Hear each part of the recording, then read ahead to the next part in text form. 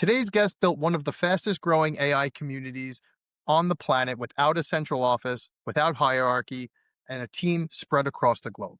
Chappy Asel went from coding C++ at age 12 to working at Apple to launching a 100,000 person global network, which started as just a small meetup at a friend's apartment in San Francisco. He gets into how he runs it, how he keeps things intact across the continents, and why the future of work is all about choice in today's episode of Make Remote Work. Welcome in, everybody. Welcome to the Make Remote Work conversation here, hosted by Rome. My name is John Maffa. Today, I am joined by Chappy Asel, and we are here to talk about how Chappy makes remote work for his company, the AI Collective, one of the fastest growing global AI communities. Welcome to the show here. Of course. Happy to be here. Tell me a little bit about you, how you ended up in San Francisco, basically the very beginning of the AI Collective. How did that all start? Yeah. Well, I have always been a builder. That's the number one thing I'll say about myself is back when I was 12, made my parents buy me a book on C++ and taught myself how to code and ended up building iOS apps. I started doing internships here in elementary school, I think, and basically came back every Huh. single summer. So as soon as I graduated college, I came straight down here. I ended up working at Apple for a couple of years, was always fascinated with the AI space and started the AI Collective because I've also always had a fascination with systems and most relevantly how society functions, the systems that make society work, and then how that's going to change in what I call the age of AI. And now, how big have you grown the collective to at this point? I know there's a bunch of chapters, it's global. Yes. Well, we hosted our first event in early 2023. This was right after ChatGPT came out. There was so much energy in SF. Everybody wanted to talk about it. So we gathered together a dozen people in my friend's living room to discuss what's going on, founders, investors, researchers, and just purely organically started meeting every single week. We were enjoying the conversation so much. By the third event, we had over 250 people sign up, and we knew No that we were way. onto something. And over the last couple of years have brought that same energy, that same curiosity to cities around the world. So where we are now is we're over 100,000 members strong. We're in Whoa, 100 plus cities and over 30 countries worldwide. that's awesome. So it started as like in-person events, like little small gatherings at, like, I guess, an apartment or something. And now what does it look like with 100,000 participants in a community like that? I'm sure you have some mix of, virtual, but also live events. So Absolutely. Well, there is a reason that it really took off in SF. And even when we are 100 chapters globally, we try our very best to have that same sort of culture vibes at every single one of our events. That's become one of the key focuses for us is scaling that culture as we go global. And what does your internal team look like? It takes a lot to set these things up. Are they all over the US or world, or are they local to San Francisco? Where are they located? Yeah, it's a good question. Well, community organizers, they're located all over the world. We have at least one chapter lead in every single one of those cities, stewarding the community that they are part of and that they're helping to energize. In terms of our core team, these are people who are doing it more full time or close to full time all over the US and now more recently all over the world. A lot of moving parts, right? I would Yes, imagine. yes, Yeah. absolutely, yeah. Now, how do you keep the trust and cohesion with these team members?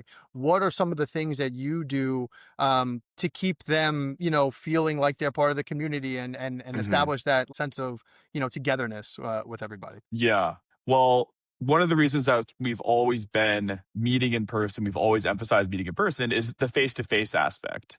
Hmm. And while face to face is no longer feasible when we're in 30 countries worldwide, it is feasible online.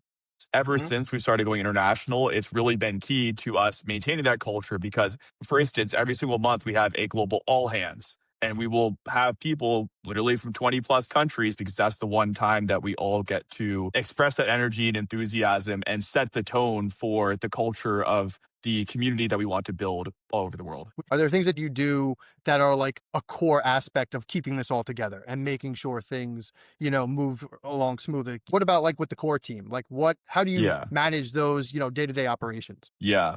I consider myself a super communicator. I am always messaging people as much as I possibly can. In fact, I actually looked at my phone on Saturday. On Saturdays, I tried to go to inbox zero. I think I had 85 separate text threads. That was just text. That's not Slack and email. 85 text threads with people just pinging all over the place. And I just love communicating with people in that way and making sure that I'm constantly showing that I'm thinking about them, that I'm in touch. And that same thing reflects with our core team. Moving, sort of in that direction as far as Mhm, topics go, one of the hot topics these days, right, is the 996 culture. For people that are listening and may not know, the 996 culture is basically 9 a.m. to 9 p.m., 6 days a week, right? So that mhm, ends up being, what is that, 72 hours, right? My question for you is, you got to mhm, do whatever it takes. You got to work hard every chance you get. But does that sort of mindset lose its appeal fundamentally with the new mhm, tools that come out, with different mhm, ways of working now? Like, do I need to be in an office with a ping pong table and, free snacks for 12 hours a day? mhm, Or can I accomplish the same thing with mhm. various tools from the comfort of my home or, some sort of hybrid structure?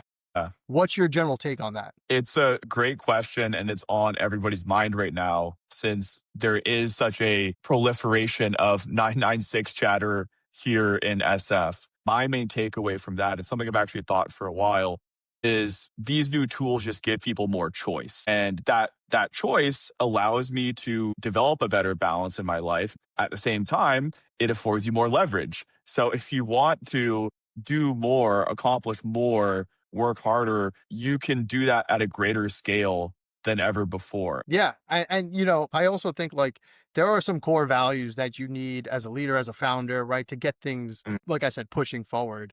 But mhm, one of the things that you do like that is not a requirement for founders, in my opinion, right, is your age. Like you can start a company whenever you mhm, want, right? Depending on the mindset you have coming in. Like if I was 22 years old and I'm starting something new and maybe I don't have a family or kids or things like that, I can spend nights and weekends with basically my new family, who is this company yeah, or group of co-founders that I'm trying to get things started with.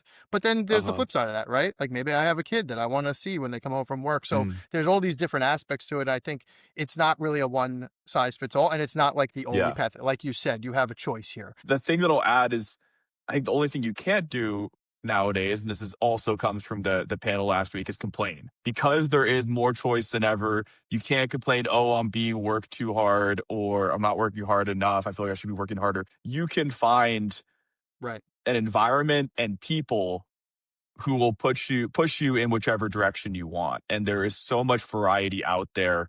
And it's up to you to go find what that is. In terms of, AI and the tools that are out there, you're immersed in it.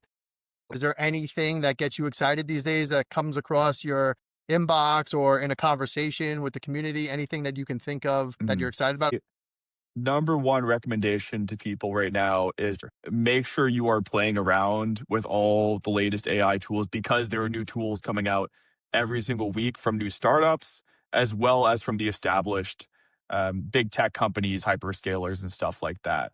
When you can find tools that will legitimately 10x you as a human or as a coder or whatever your profession is, it necessitates you spend more time than ever exploring. Then maybe that's a meta tip beyond just any specific tool. That's great advice too. And I think we'll end it there in the spirit of short meetings. I just want to thank you for coming out here and having a quick chat with me. Very insightful. But thank you for stopping by. For everybody else listening, be sure to like and subscribe and tune in for more conversations with founders and professionals who are making remote work. We will see you soon. Take care, everybody.